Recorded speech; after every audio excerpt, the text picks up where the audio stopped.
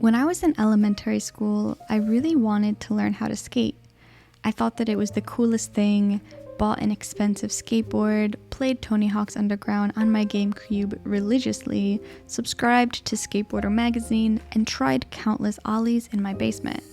I lived outside of a rural town without local skate parks.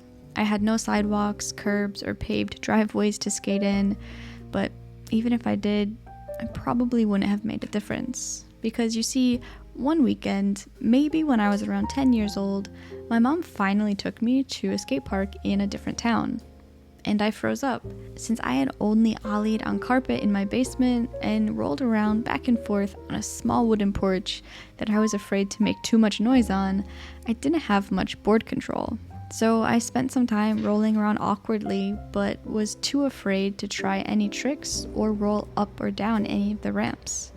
I distinctly remember walking up a ramp and watching the other kids roll down it, but being too afraid to try it myself. So I went back to a part of the skate park without any other kids and rolled around alone again, scared and embarrassed. I don't know how much time passed like that, but I do remember going up to my mom and asking to leave, to which she responded, "Already?"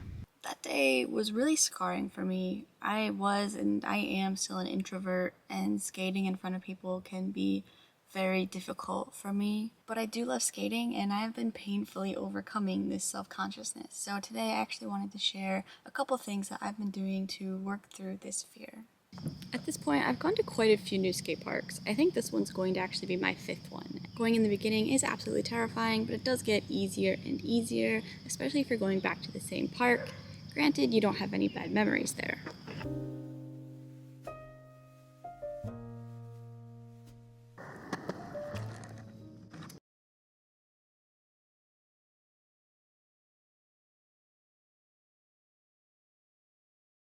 Tip 1. Go with a friend, even if they don't skate. My partner went with me to all the new skate parks I went to in the beginning. It was just really nice to have someone next to me. If you go with a friend, even if they don't skate, you have someone that you can chat with when you feel nervous or awkward. And if you think that you're getting in someone's way, you have a really easy out to leave that situation. You can just go over to the friend and pretend that you're taking a break, or just break that awkward feeling by relaxing with a friend. My partner just studied the whole time, so they didn't even pay attention to me. But I still felt more confident just knowing that someone was there with me. Tip 2. Go early, like when the sun starts to come up, because no one's here. Parks tend to be less crowded early, so I tend to go at 7:30 in the morning just to be the only one there, or to at least only have another skater or two that's already in the park. I noticed that parks around here tend to get busy around 10 a.m., so I usually try to go there and get my skate in and then leave before that time. Tip 3. Go with a plan.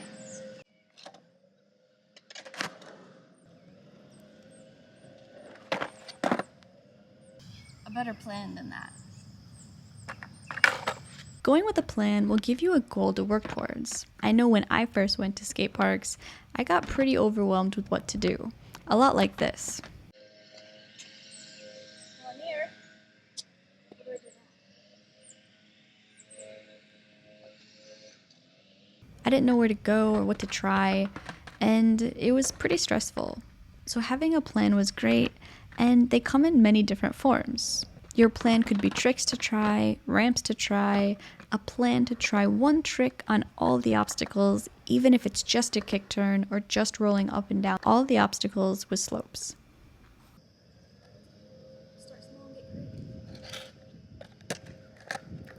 At first, I felt like I didn't have the skill set to use a skate park, so I was pretty surprised to find myself using way more of the obstacles and ramps than I thought I would be able to.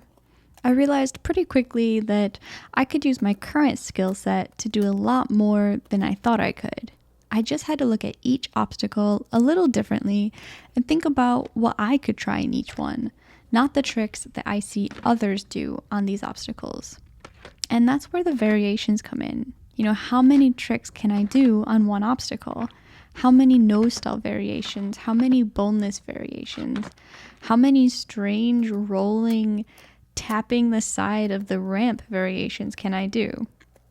How can I roll up this ramp, roll back down fakie, and then do a small little tail stall on the ramp behind it, right? How can I use this park in a way that suits me and not others? So now I always roll around and look at each obstacle with curiosity. How can I use it with my current skill set? Tip number 5, and maybe the scariest one, try saying hi to other skaters. If the skate park's vibe permits it, of course. And the thing is, you don't have to talk to them after. There's plenty of times I've exchanged hellos with someone and we never spoke after. But it was a lot more about acknowledging the other person's existence than wanting to become friends with them. It's pretty awkward to share the same space with someone and behave as if they aren't there. But that does happen a lot too.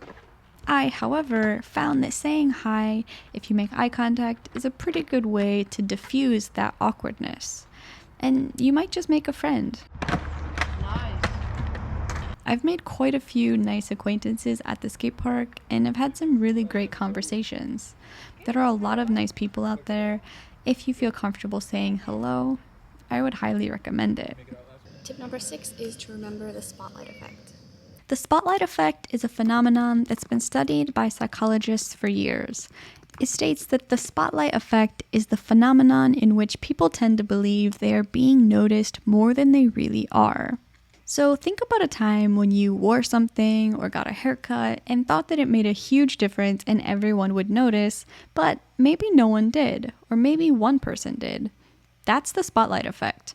We are very aware of our own selves and think that everybody else will be aware of us too. But the truth is that everyone's busy worrying about themselves and probably not thinking about us at all.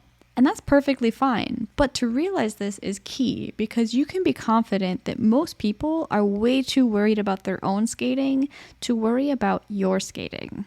And tip number 7 is to remember that skate parks are a public space and we all belong here. Skate parks are where people come together to enjoy skating and kids come to run around and disrupt us. That's simply the type of place it is, a public space that all of us, regardless of our level or skate style, deserve to be in. And bonus tip, just take laps rolling around and getting familiar with your park.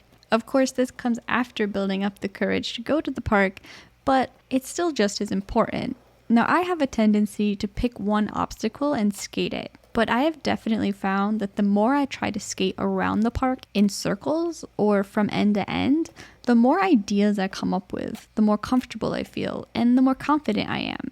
And this is harder to do if it's busy, of course, but feel it out and try to get there at a time where there's a little more freedom to skate, because this bonus tip has helped me a lot recently.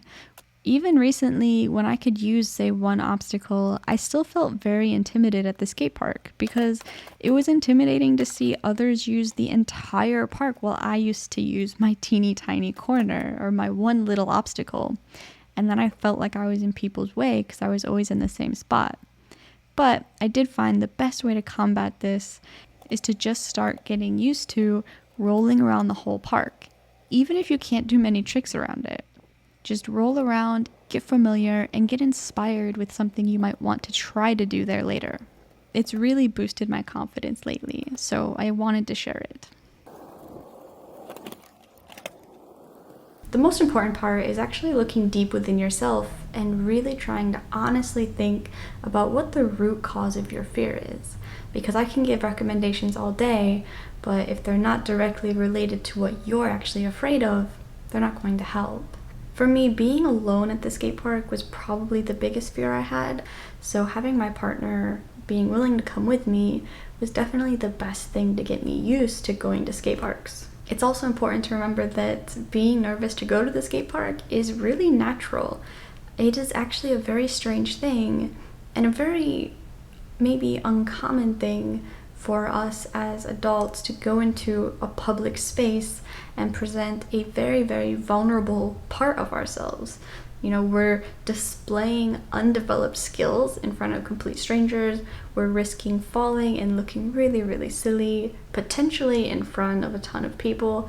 And that's just not something, not a situation that we're in all the time or that we want to be in, ever. I also think that we are hyper aware of ourselves and how others might perceive us.